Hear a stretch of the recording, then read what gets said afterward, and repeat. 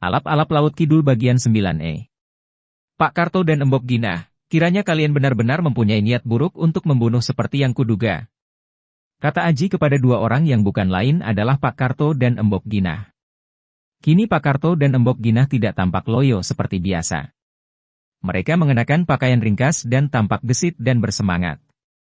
Ucapan Aji itu mereka sambut dengan serangan parang dan pisau belati mereka. Melihat gerakan mereka yang tangkas dan serangan yang mengandung tenaga kuat itu, maklumlah Aji bahwa dua orang itu memiliki kepandaian tinggi. Mereka yang menyamar sebagai pembantu itu ternyata adalah orang-orang yang dikdaya. Dia sudah bersiap siaga. Memang dia sudah menaruh curiga, apalagi ketika semalam dia melihat bahwa jendela kamarnya hanya ditutup begitu saja, tidak dipalang. Agaknya memang ada orang yang sengaja melakukan hal ini dan karena itu maka dia cepat bersiap ketika tadi mendengar suara gerakan mereka yang ringan. Dia sudah meninggalkan pembaringan dan bersembunyi di balik almari di sudut. Ketika dua bayangan itu masuk, dia pun diam-diam keluar melalui pintu dan menghadang mereka di luar jendela. Kini, melihat serangan kedua orang itu, Aji cepat menggerakkan tubuhnya, bersilat dengan ilmu silat Wanara Sakti. Tebasan parang ke arah lehernya itu dielakkan dan merendahkan tubuhnya dan tusukan pisau belati ke arah perutnya dia tepis dengan tangan kirinya sehingga tangan Embok Ginah terpental. Akan tetapi dua orang itu cepat menyerang lagi dengan lebih ganas, bahkan kini serangan mereka bertubi-tubi. Aji mempergunakan kecepatan gerakannya, mengelak dan tubuhnya berkelebat, tidak pernah dapat tersentuh dua senjata itu. Dia melihat bahwa gerakan Pak Karto jauh lebih cepat dan lebih bertenaga dibandingkan gerakan Embok Ginah. Setelah menghindarkan diri dari serangan mereka selama belasan jurus, Aji menggerakkan kaki kirinya, menendang ke arah samping. Dia tidak ingin melukai dua orang itu, dan kakinya hanya menyembar pergelangan tangan Embok Ginah yang memegang pisau belati. Wanita itu berteriak kesakitan dan pisau belatinya terlepas dari pegangannya dan terlempar, jatuh berkerontangan di atas lantai. Suara ribut-ribut itu membangunkan Kisumali dan Winarsi. Hei! Ada apakah ini? Kisumali keluar dari kamarnya dan berseru heran ketika melihat Aji diserang Pak Karto dengan parang. Melihat munculnya Kisumali, Pak Karto yang sudah merasa gentar melihat ketangguhan Aji, segera melontarkan parangnya ke arah Aji, lalu dia melompat pergi, diikuti oleh Embok Ginah. Parang itu meluncur cepat ke arah dada Aji karena dilontarkan dari jarak dekat dengan tenaga yang kuat. Akan tetapi Aji tidak menjadi gugup.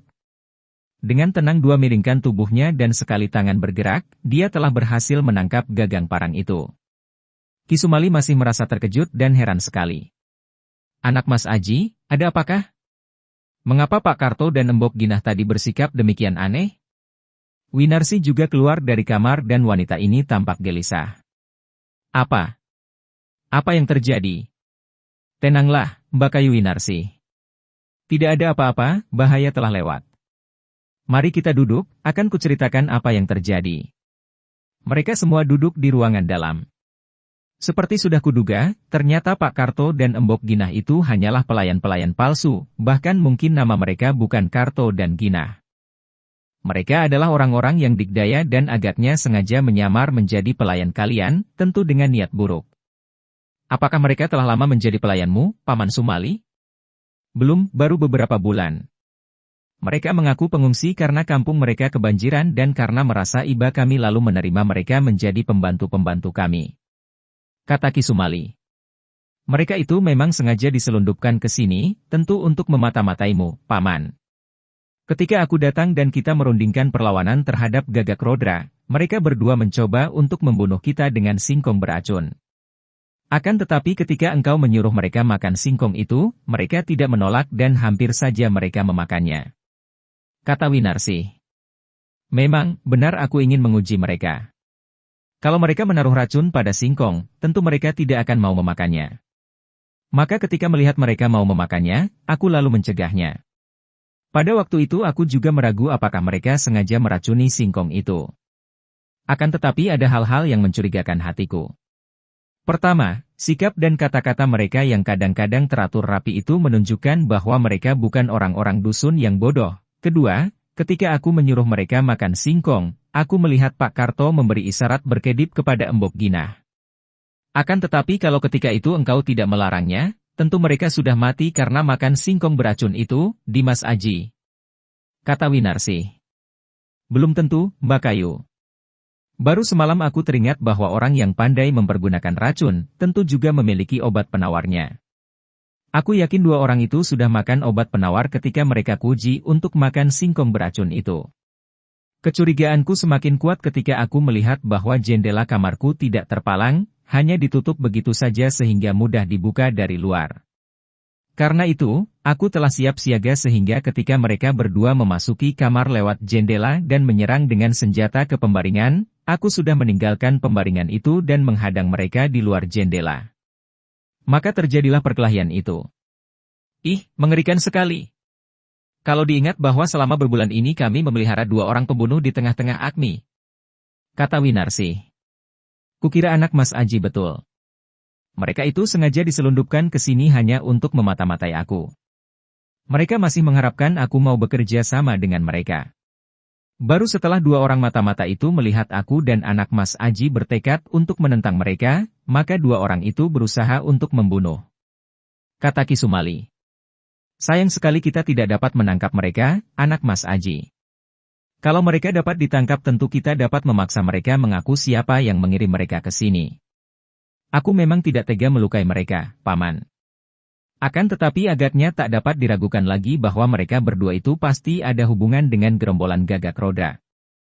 Menurut apa yang Paman ceritakan, gerombolan Gagak Rodra memang mempunyai dendam permusuhan dengan Paman.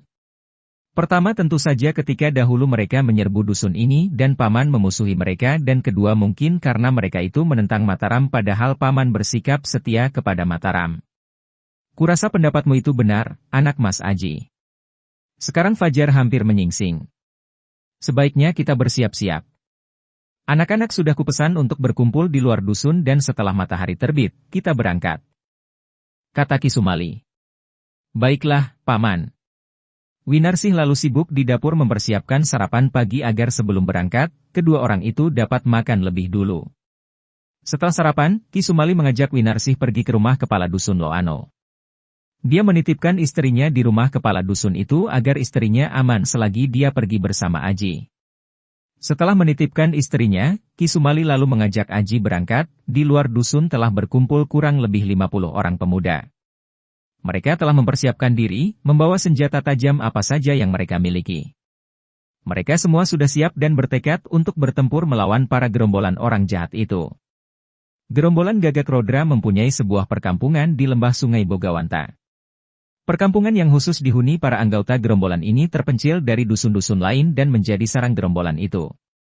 Kurang lebih 50 orang anak buah gerombolan tinggal di perkampungan itu dan anak istri mereka pun tinggal di situ sehingga seluruh penghuni perkampungan itu berjumlah hampir 200 orang. Pada pagi hari itu, pagi-pagi sekali perkampungan gerombolan Gagak Rodra kedatangan seorang tamu istimewa. Tamu itu seorang wanita cantik yang cantik jelita. Usianya tampak masih jauh lebih muda walaupun usianya sudah 30 tahun. Rambutnya panjang hitam ngandan-andan, berombak, sampai ke punggung dan dibiarkan terurai. Pakaiannya mewah sekali. Wajahnya yang berbentuk bulat itu memang ayu manis dengan mata lebar dan hidung mancung. Mulutnya memiliki bibir yang bentuknya indah dan menantang, menggerahkan hati setiap orang pria yang melihatnya. Mata dan mulutnya mempunyai daya tarik yang kuat sekali, mulut yang selalu tersenyum manis dan mata jeli yang dapat mengerling dengan genit. Tubuhnya yang berkulit putih mulus itu pun ramping dan padat. Akan tetapi, kedatangan wanita ayu ini ternyata disambut penuh kehormatan oleh dua orang pimpinan Gagak Rodra, yaitu Ki Blekok Ireng dan Ki Jalak Uren. Bagi anak buah Gagak Rodra pun, wanita ini sudah amat dikenalnya juga ditakutinya. Mereka semua tahu bahwa wanita itu adalah seorang yang sakti mandraguna dan berwatak kejam sekali. Ikuti terus kisah alap-alap Laut Kidul berikutnya dengan cara klik subscribe dan juga loncengnya, agar Anda selalu mendapatkan notifikasi jika channel YouTube ini mengupload video kisah terbaru.